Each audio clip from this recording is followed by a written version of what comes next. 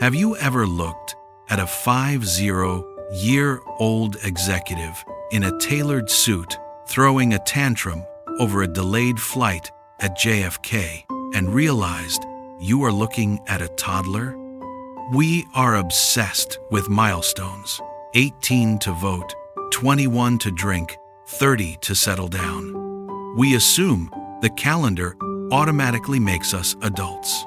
But the terrifying truth is this: age is just a biological clock that never stops. Maturity, however, is a psychological choice.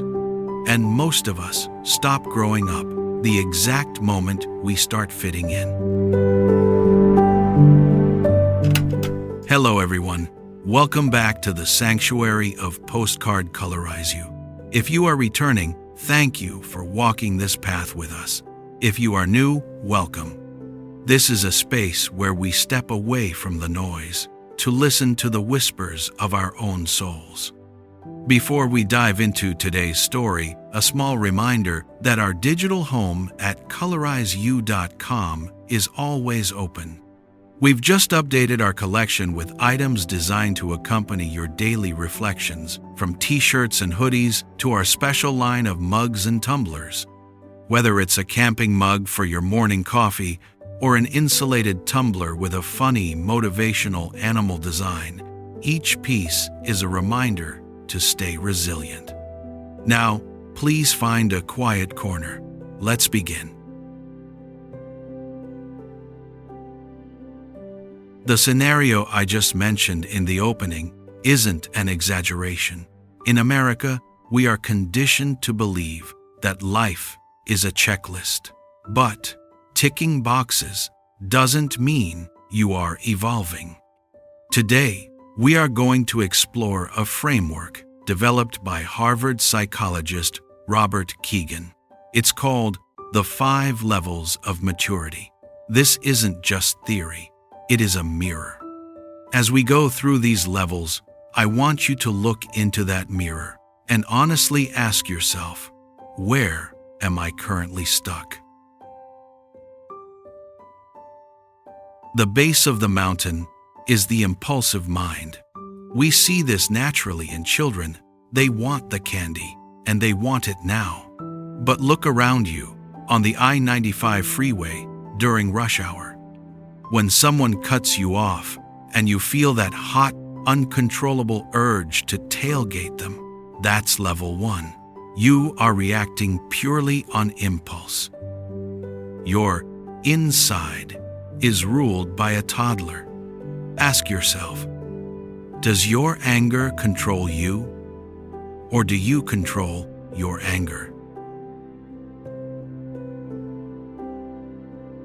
Then there's level 2, the instrumental mind. This is where life becomes a game of what's in it for me.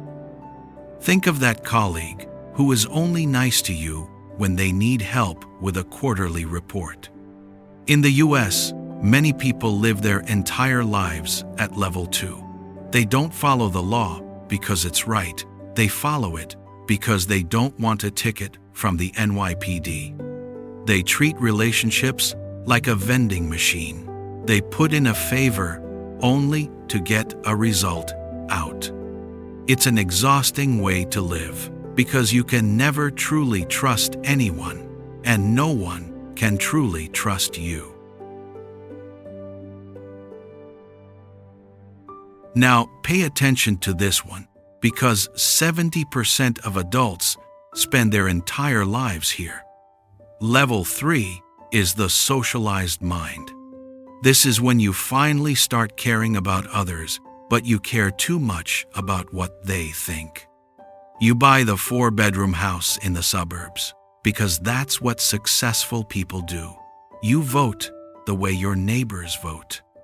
Your identity is a borrowed suit stitched together by the expectations of your church, your company, and your social circle. If society says you are a failure, you believe it. You are a passenger in your own life, and society is holding the steering wheel. Does that feel like freedom to you? very few people make the jump to level 4, the self-authoring mind. This is when you stop being a passenger. You realize that your values are yours to define. Imagine a professional in Silicon Valley who walks away from a $300K salary to start a nonprofit, or simply to spend more time with their kids. Society screams, "You're crazy!" But a level 4 person doesn't flinch. Their internal compass is louder than the external noise. They don't just have a life, they author it. They are kind, not because they want to be liked, but because kindness is their chosen standard.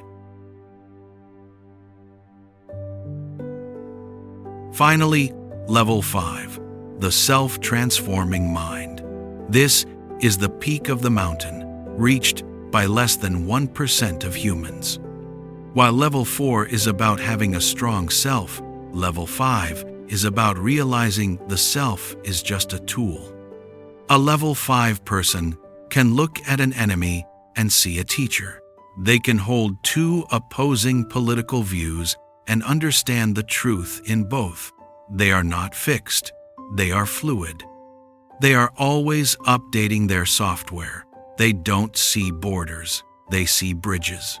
This is the ultimate freedom, the freedom from your own ego. So, here is the question that matters. Where are you standing on that mountain right now? Most of us spend our lives at level 3, exhausting ourselves trying to fit into a mold that wasn't made for us. We feel anxious because we are living someone else's script. We feel empty because we have achieved everything society asked for, but nothing our soul hungered for. Growing up isn't about making more money. It's about asking yourself harder questions. The jump from level 3 to level 4 is the most painful, but also the most beautiful journey you will ever take. It is the journey of becoming you. Tonight, when you lie in bed, don't audit your bank account, audit your mind. Are you driving the car, or are you just a passenger? That brings us to the end of episode 13. If this story stirred something inside you, please leave a comment. I'd love to hear your reflection. A simple like helps this message reach the wandering souls who need it. Thank you for listening. Wishing you a peaceful evening and the courage to climb your own mountain. Goodbye for now.